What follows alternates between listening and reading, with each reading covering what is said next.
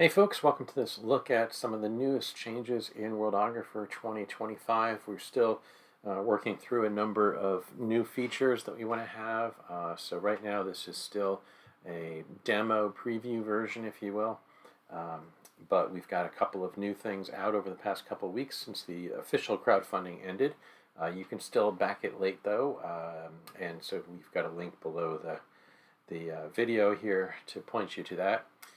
But with that out of the way, let's get to what's the newest changes that we've added. A lot of this comes from the recent polls that we've had, where we asked people what new features would you like to see in the program.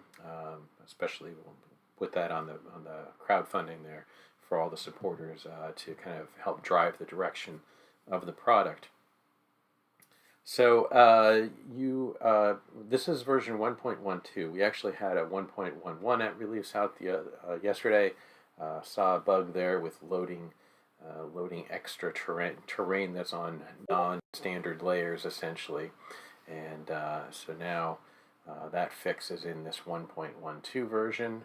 But let's get to the other changes that were in the 1.11 version, and of course are in this version as well. To do that, we're going to create a new map, and we'll set this up to generate a world for us. And we're basically just taking the defaults there. You can play with the random seed and so forth. We've got other videos for all that. None of this is new right now. I am going to turn on or check on these boxes so it generates a whole bunch of this stuff right from the get-go. I don't need too many features, but we do want to have some shapes and features, because what we're going to do is we're going to copy from one map to another, and that's a big feature that we finished off. So now you can see that it created the terrain and all, the water and land and everything. However, now it's working on creating our shapes, and it's most of the way done, or the coasts, and it's most of the way done creating those as shapes. And then it goes through and creates the rivers, and then once that's done, it's going to generate a number of empires, and it's already done with those, and added roads as well. And of course we can change, all of this is editable, so this road that spans across the ocean, well, you can say that that's a shipping lane, or you could delete it and make it a partial road and then a shipping lane and so forth. So what we want to get to, like I said, is to show, and I'm kind of looking for a single isolated kingdom, if I can, just because I want to show the example of copying one kingdom off of the map and onto something else. And I guess this one actually is our best bet, even though it's a little bit larger than what I wanted. I can just zoom out a little bit. And we're going to create that new map. So we can create a new World Kingdom map, and we're going to set it up to be blank this time. Or, well, yeah, we'll set it up to be blank. No, let's generate one, and let's get something that's going to give us a pretty wide ocean area. Okay, so we got a big wide ocean area there. So let's generate the map there. Let's go back to the map that we had, and let's get to a point where we can see all of this. And now we can go to edit, and we go to select map area, drag the mouse. So this is just telling us, hey, you want to select an area, just go ahead and drag the mouse. So you can see that kind of highlights in a yellow. And then, so now we've got our area, our kingdom, including all the surrounding terrain.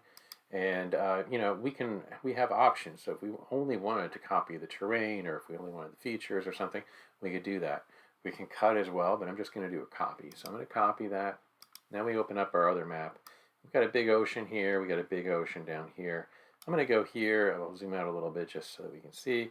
I'm going to center my mouse right here. I'm going to do a turn off select. But now it's going to just center it wherever I stick my mouse. So wherever that pointer is. And then I'm going to do Control V to paste.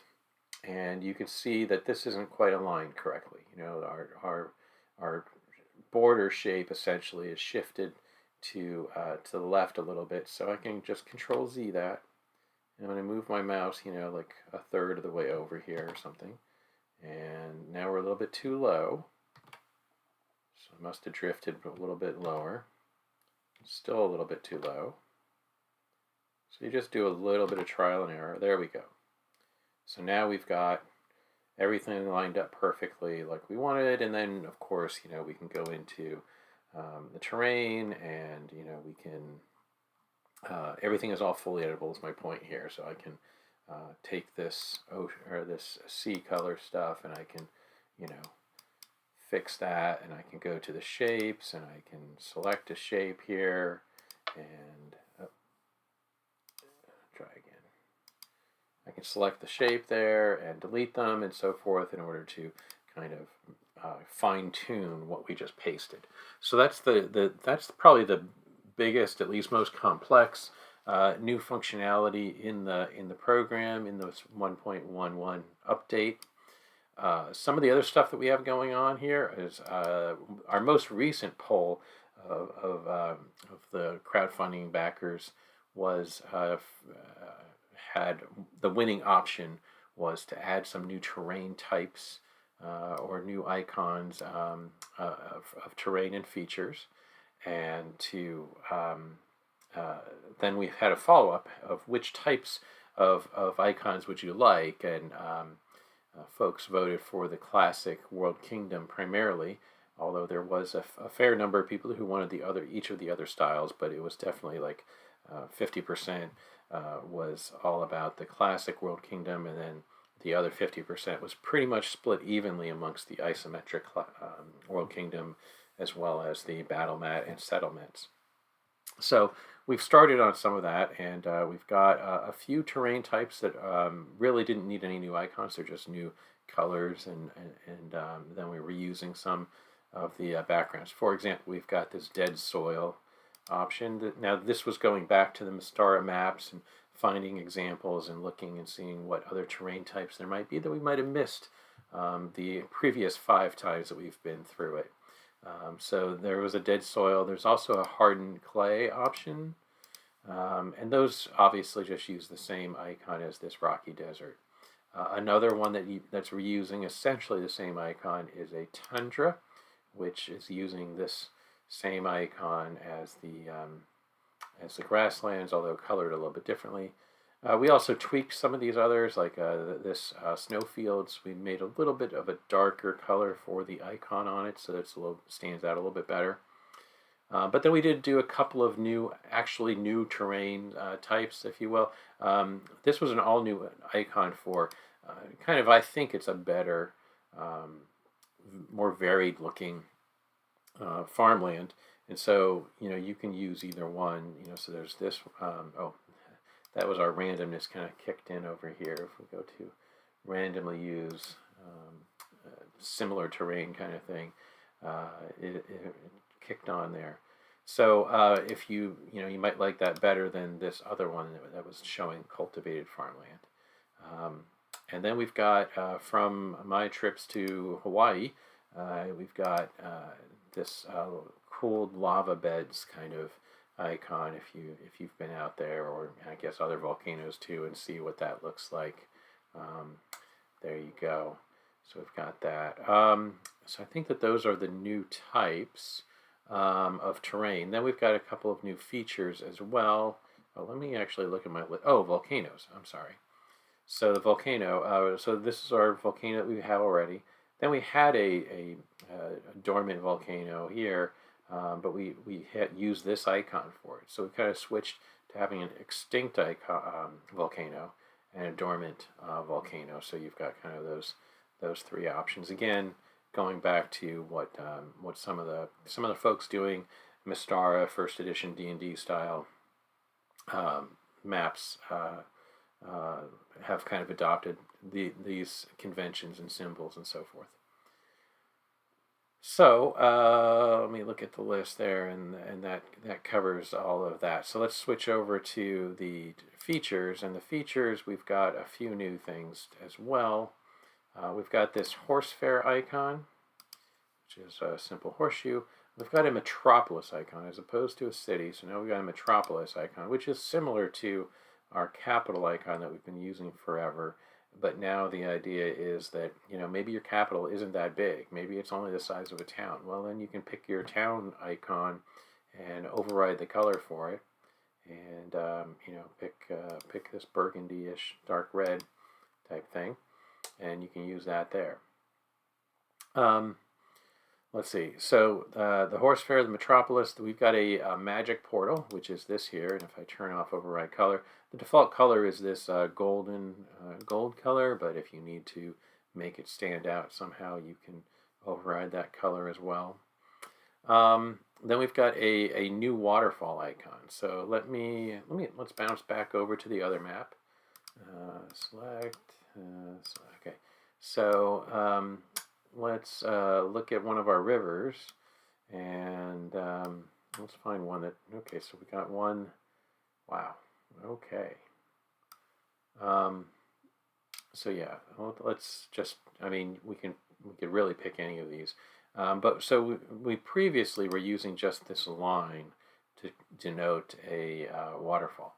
And we still can. Oh, I should do place freely for that, so it will go anywhere. And we can, set the angle of this to say, probably need the opposite. Probably need 60. No, need 120 maybe. Yeah.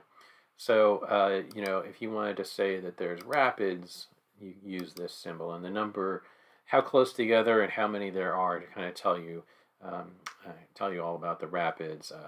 But then we've also got this icon is the new waterfall icon. And so we've got that, and then you can select it, of course, to tweak the angle a little bit further. And you can use your arrow keys too to kind of slide it around a little bit for the kind of precision fine-tuning, where each press of an arrow key moves at 1% of a hex essentially, and if you hold down Control or Shift or one of those, it'll move at 10% of a hex. Then we've got, if you let me flip it back to the default 0 degrees, but we've got kind of an elevator icon or a shaft icon. So if you wanted to signify that there's some way deep down into the mountain there, you can use something like that. We've got a standing stones icon now. So if you want to say that there's some big religious site, primitive religious site or something, you can use that. Let me look at my list and see what else we need to hit. Horse Fair, Metropolis, Magic Portal, Waterfall, and Rapids. And then we've got to go to the general icons. So these icons here are used if you've kind of got a larger scale map and you want to just signify, hey, there's a large city here. Let me put on place freely. Here's a large city icon in just that in that location. You can use these simpler icons, particularly for maps that have a much larger scale. So two new icons here. There's this box with a line crossing through it. That's one, and then another one is this barbed circle kind of thing. And again, they kind of work better when you're scaled way in or out. Well, have a larger scale, I should say. All right, then we've got, another big change is that the shapes and label styles that are kind of built into your map now no longer creates the same list of 12 or 15 label styles and shape styles. It kind of is more customized, tailored to the map type. So for example, here we have these options, right? And then if I were to go to generate a city, town, village map and just make a simple map there, generate it. Here it's generating, but the important thing is that in the presets we just have these. We don't have all those other ones that wouldn't apply to this kind of a map. Cranking away. There we go. Still doing streets. Then it will get to, okay, so now it's adding in all of our buildings and such. There we go. All right, then likewise for labels, In this case, the default labels for this are just a city and a building style. Perhaps we'll add some more. And yeah, and if we switch back to our world kingdom map and we look at the labels, you would still see that, hey, we've got all these things that make sense for that type of a map. And then the important thing is that it doesn't re-add the defaults when you load in a map. When you load in a map, it checks to see, hey, are there already label styles, and if there are, and shape styles, and if there are, then it doesn't add them back in. A lot of folks were kind of tailoring them and then seeing the defaults at least get re-added. So that's a big help for that. All right. Oh, yeah. Another big change in Worldographer 2025 already is the notion of having different putting terrain on different map layers.